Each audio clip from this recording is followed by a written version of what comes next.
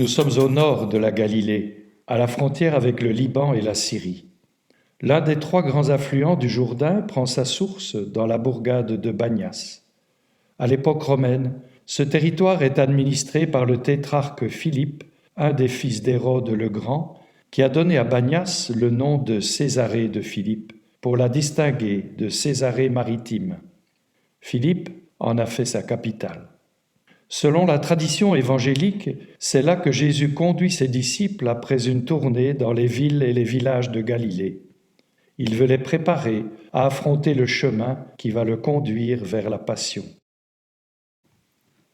Jésus s'en alla, ainsi que ses disciples, vers les villages situés aux environs de Césarée de Philippe. Chemin faisant, il interrogeait ses disciples. « Au dire des gens, qui suis-je » Ils lui répondirent « Jean le Baptiste, pour d'autres Élie, pour d'autres un des prophètes. » Et lui les interrogeait « Et vous, que dites-vous ? Pour vous, qui suis-je » Pierre, prenant la parole, lui dit « Tu es le Christ. » Alors, il leur défendit vivement de parler de lui à personne. Il commença à leur enseigner qu'il fallait que le Fils de l'homme souffre beaucoup, qu'il soit rejeté par les anciens, les grands prêtres et les scribes, qu'il soit tué et que 3 jours après, il ressuscite. Jésus disait cette parole ouvertement. Pierre, le prenant à part, se mit à lui faire de vifs reproches. Mais Jésus se retourna et, voyant ses disciples, il interpella vivement Pierre. « Passe derrière moi, Satan. Tes pensées ne sont pas celles de Dieu, mais celles des hommes. »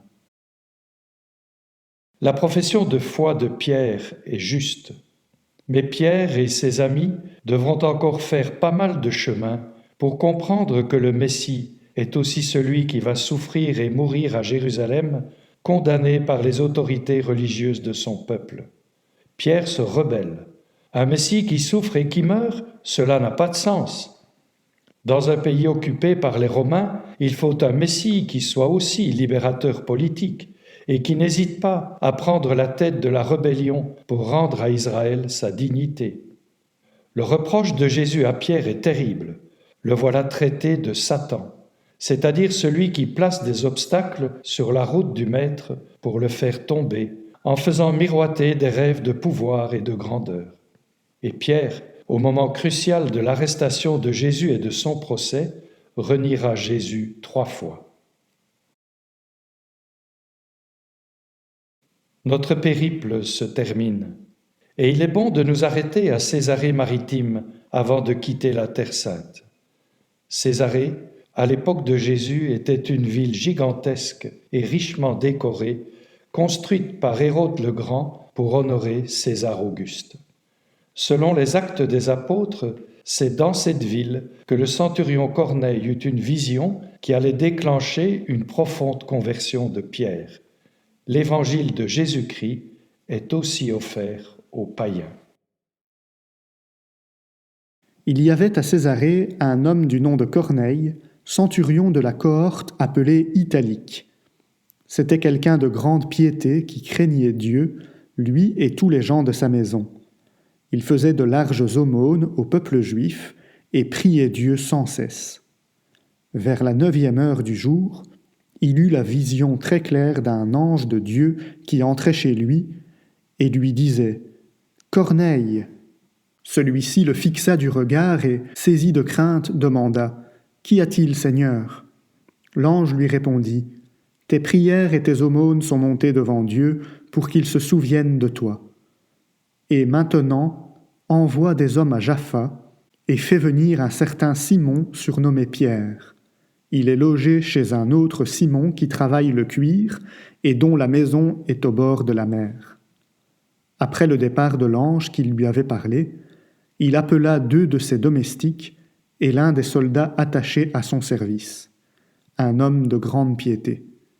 Leur ayant tout expliqué, il les envoya à Jaffa.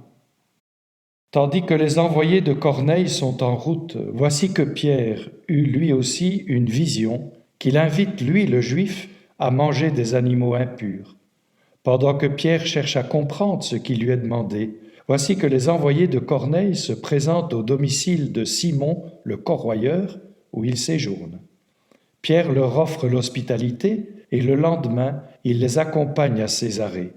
Corneille l'accueille avec joie en tombant à ses pieds, et Pierre de déclarer: Vous savez qu'un juif n'est pas autorisé à fréquenter un étranger ni à entrer en contact avec lui. Mais à moi, Dieu a montré qu'il ne fallait déclarer interdit ou impur aucun être humain. C'est pourquoi, quand vous m'avez envoyé chercher, je suis venu sans réticence. J'aimerais donc savoir pour quelle raison vous m'avez envoyé chercher. Corneille lui raconte alors pourquoi il l'a fait venir, et Pierre commence une catéchèse sur l'événement Jésus dont il est le témoin avec les autres apôtres.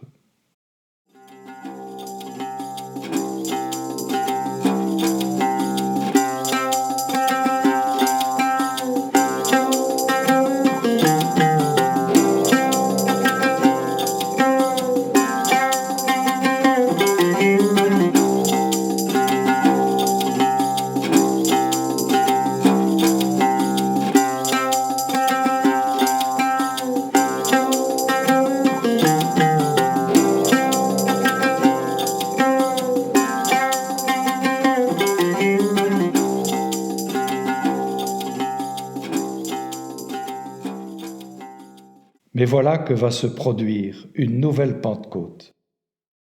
Pierre parlait encore quand l'Esprit Saint descendit sur tous ceux qui écoutaient la parole.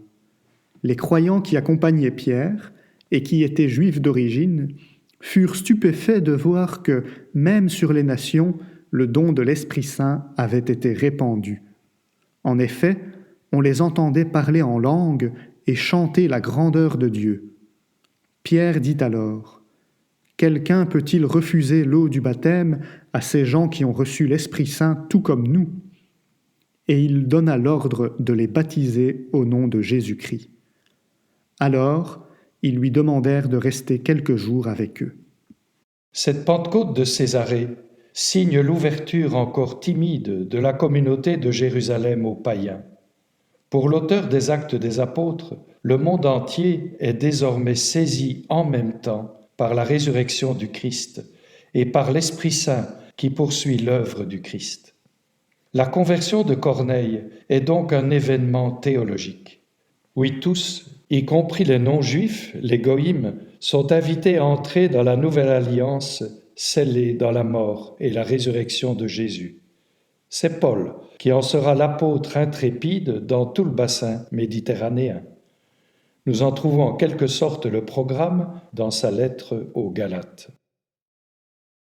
Car tous, dans le Christ Jésus, vous êtes fils de Dieu par la foi. En effet, vous tous que le baptême a unis au Christ, vous avez revêtu le Christ.